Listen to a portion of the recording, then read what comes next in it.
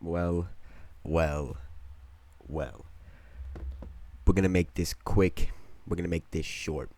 I know I haven't posted in a month. I don't know if you noticed or not. It's okay. I'm gonna let you guys know. Leon Edwards hate watch successful. I seen the Brandon Moreno win, and I even watched an Apex card. I have work at 6 in the morning, so let's get straight down to business. We skipped the first fight. I came at the end of it. Good little. I think it was a submission. Who cares? Y'all don't care about that. I already had this open. Don't ask. Trayshawn Gore, the other dude. I'm not actually. Come on, we got this. We got this. Marco Tulio. Shit was. I'm not. I don't even know how to explain it. Fight was great, man. Tulio, however you say his name, bro, was fast. Everything looked like it had fucking power at the same time. It was fucking crazy. It was like everything was fast, and every time he hit him, you heard it. You heard it, man. But one thing I want to do is shout out Trayshawn Gore, because that motherfucker was getting his ass beat. Like, it was belt to ass, start to finish. Like, we're just gonna look at this. Look at the strike differential. Look at the strike differential and tell me, bro. What do you think happened in this fight? It was belt to ass. It was belt to ass in the worst way possible. Took a lot of fucking damage and a nut shot. I think one or two nut shots. He took a fucking nut shot. They shouted him out, and he survived until he fucking didn't. Until he fucking didn't survive, and he just started getting fucking beat on. I don't remember the exact way the finish happened because I'm gonna let you know these cards start at 6 o'clock. It is currently 1:29 a.m. I have to get this done. So my memory is kind of shaky on what happened. But I can guarantee you this dude right here whooped his ass. Beat him up. Bad. Let's go on to the next fight, bro. Next fight. Fucking Sumadaje. Yep, I learned his name. A.k.a. the Korean Zombie versus Micah Rapso, a.k.a. younger Henry Cejudo. At the beginning of this fight, this dude right here, Sumadaje, Pantoja was sitting in the back staring at him. I have to get if I get the screenshot of Pantoja staring at this dude while he's like going into the octagon, I'm gonna put it here. I'm gonna put it right here on the middle of the fucking screen if I find it. But it was fucking crazy. I thought he was cursed. Round one though, easily went to this dude. Easily. But after that round is where everything gets fucking shaky. Second and third were close. Right? Second and third were pretty close. When I'm watching this fight, I'm like, okay. So he won. And they started reading the scorecards. And believe it or not, if you watched it, if you watch this fight, you let me know. Sumadaje won. I don't really have an opinion on it. You know what I mean? I'm not a judge. You know what I mean? So my opinion really doesn't matter at all. It matters very little in this situation, right? But really, other than that, the fight was just a bunch of standing around. You know, Mitch. His name is Mitch. Mitch with the switch. Went for some takedowns. Did the takedowns work?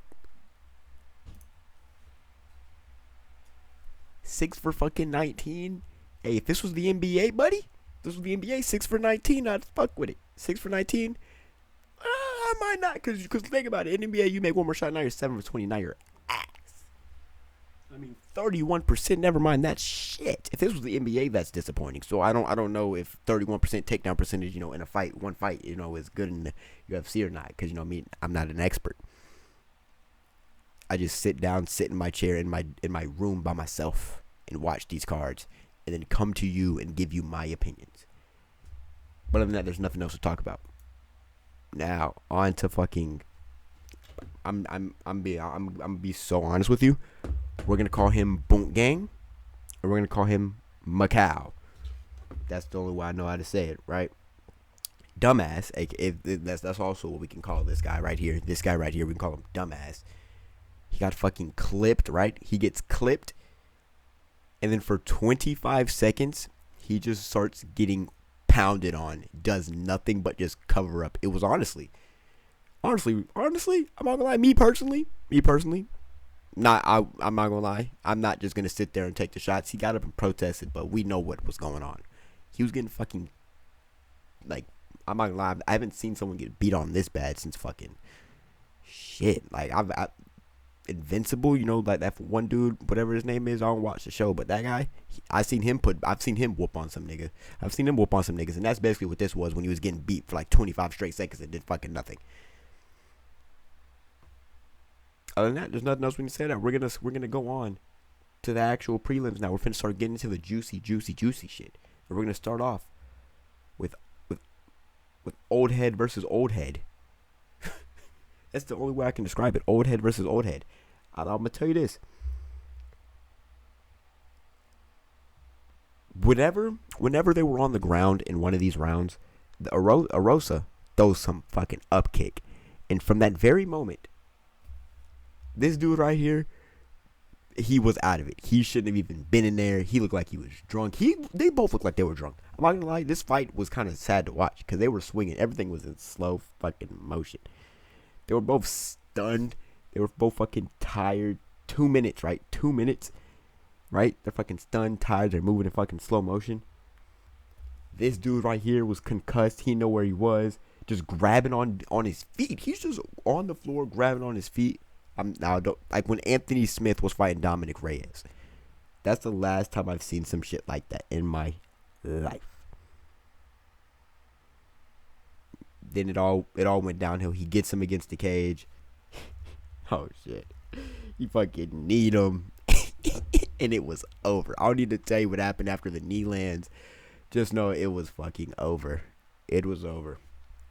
It was over, bro. It was honestly sad to watch. I'm me personally. I don't like seeing old heads fight. You have a family to raise. You know what I mean? Make your money and go. I don't care about the void old head fights. No offense, bro, but it doesn't move me in my loins. But you know, shout out to Rosa though. Shout out to Rosa. Now we're gonna get into some actual fight. You know what I mean? Niggas be 35 and they ops be 17 type ass fight. Jim Miller, Chase Hooper. Now you can have two opinions. You can have two opinions going into this fight. You can have two opinions going into this fucking fight. You can either think, man, that shit was boring as hell.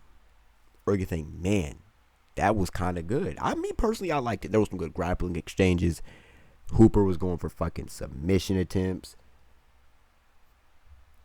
Some of his takedowns were just very interesting in the way he did. And I was like, damn, that's kind of, you can get a takedown that way. You know what I mean? But other than that, it was nothing else. He somehow got a standing body triangle on his back 2 rounds in a row. You know what I mean? But other than that, it was fucking nothing. You know what I mean? There was some good grappling exchanges, but it's nothing I can explain to you, because if you don't know, I'm a fucking cash kid. You know what I mean? I'm not finna explain to you the grappling exchanges and shit. That's none of my business. Shout out Chase Hooper though. Once again, Divas match, gotta pee.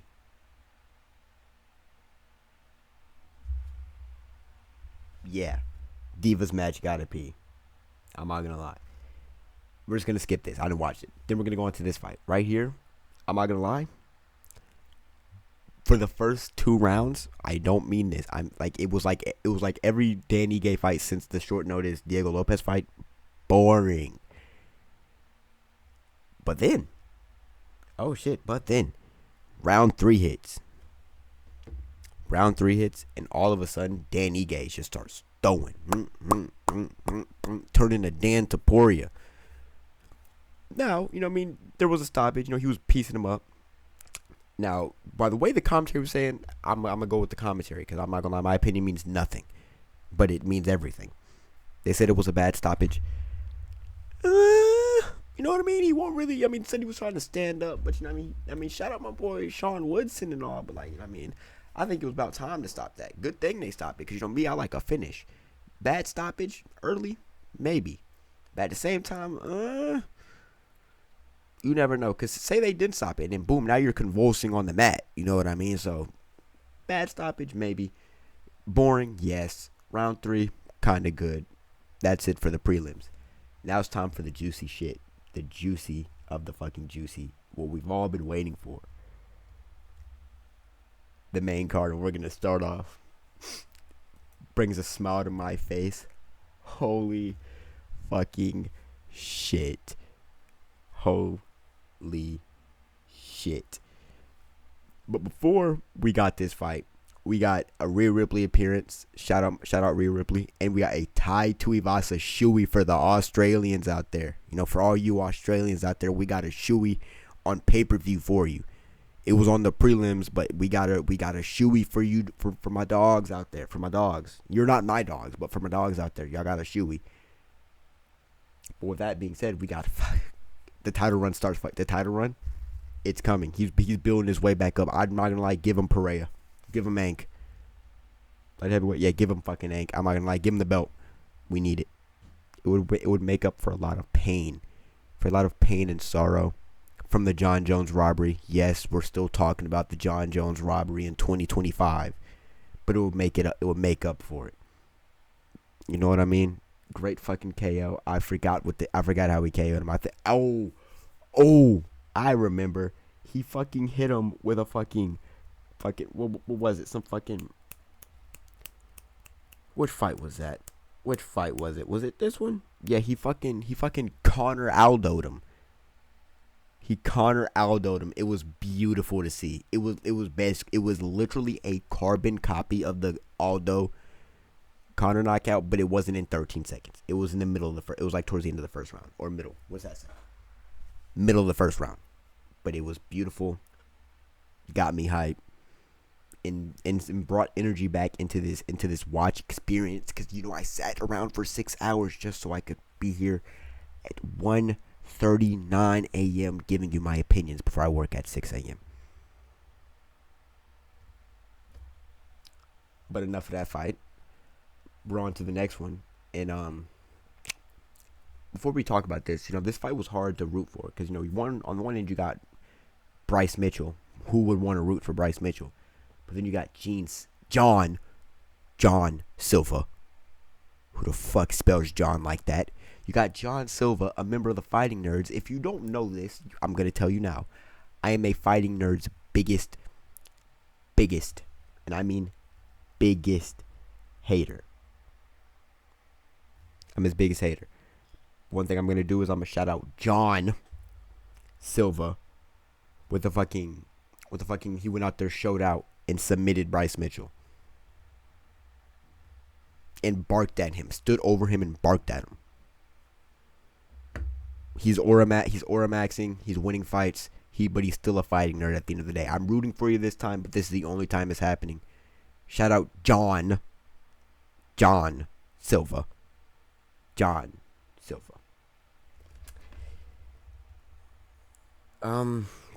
we got this fight. It happened. Only. I'm gonna keep it a buck with you. You're not finna get no opinions. You're finna get one sentence from me. Boring fight, except for towards the last 2 minutes of the third when they had a little exchange. Other than fucking that, nothing. That's all I gotta say. We're on to the big fish in the pond, the new star in the UFC. Patty the fuck, yeah, he was already a star, but now he's getting fucking Iron. Hey, listen, I think Iron Mike's entertaining, but he's getting him out of the fucking rankings. He's moving up. Islam, my goat. I'm gonna need you to hurry up and move up. Taporia, I duck. He's taking chains, taking names. It's over, bro. He's back. Listen. The fight starts. And Michael Chandler, most entertaining fighter. He comes out here. He's been studying film. He's been studying film on a certain fighter. I hate this fighter. You wanna know who this fighter is? Merab Dervalis-Vili. He's been studying his tape. He won't doing shit. That whole round one. And then in round two, he proceeds to 2009 Randy Orton, Patty Pimblett in the fucking cup. Of course. And then proceeds, after the fight comes back on, because I didn't mention this, he proceeds to get his second takedown 2 rounds in a row. His second takedown. Michael Chandler gets 2 takedowns And not only did he get 2 takedowns, he picked him up off the ground and dropped him on the fucking mat. What does Paddy do after, though? After on the ground for the second round in a row, takes position. What did he do after he took position? Oh, he starts getting some good fucking ground and pound. Takes his back like fucking twice in one exchange. But Michael Chandler survives. He survives. Unfucking till whatever round it was. What round does it say? Until round fucking 3, when Paddy Pimblett had enough, took Michael Chandler outside in the backyard, grabbed a switch off of a tree, and started beating his ass. Belt's ass in one of the biggest ways I've ever seen. If that round continued, I'm not gonna lie, it would have been a fucking 10-7.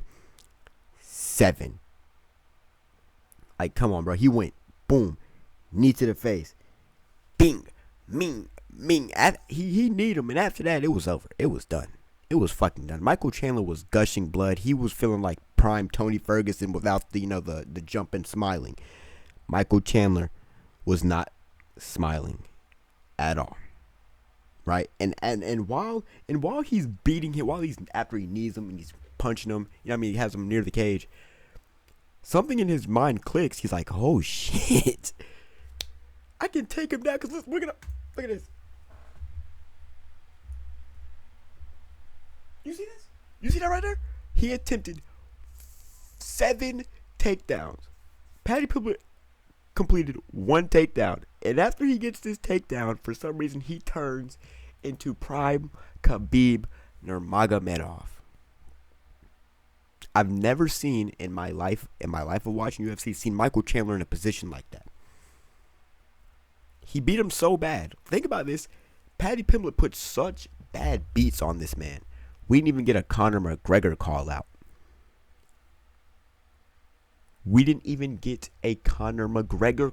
That's how bad the beating was in that round. It would have been 10-7. He's better off the fight ended, because I'd be damned if I let Paddy Pimblett in cornrows 10-7 me in my home country.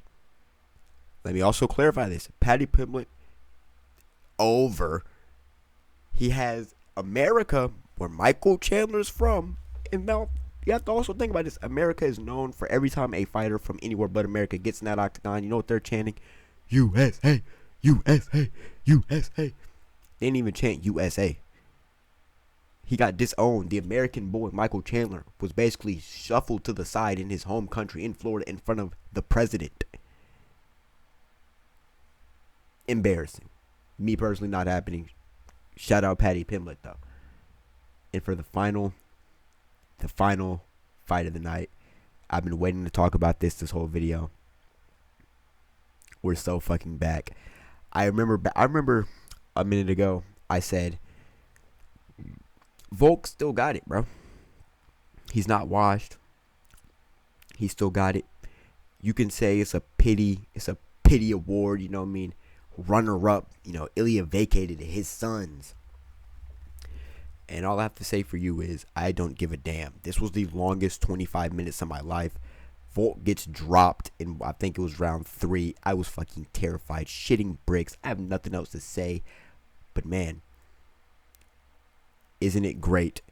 Isn't it great to have VOLK as champ back? And something else I found out, and you're gonna think I'm stupid. I found out that Diego Lopez is not Mexican. Take that if you want. On another note, I will no longer be having partial hate for Diego Lopez. Not due to the other thing or anything, but just because he got a fucking chin of steel.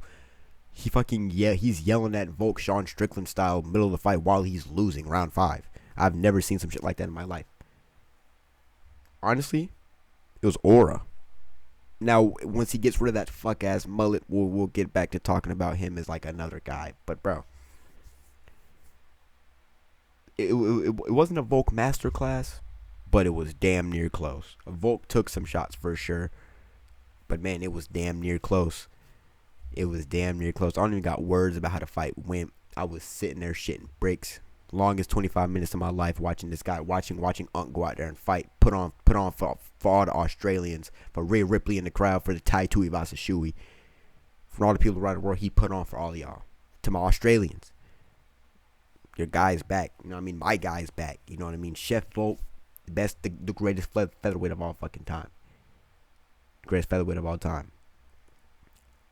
And that's really all I have to say. But I want to add a side note. It has nothing to do with 314. Before I end off this video, I just want to say, Sugar Sean O'Malley's getting his fucking belt back. Marab, we're taking your chain. We're coming for you. That's all I got to say. Thank you for watching.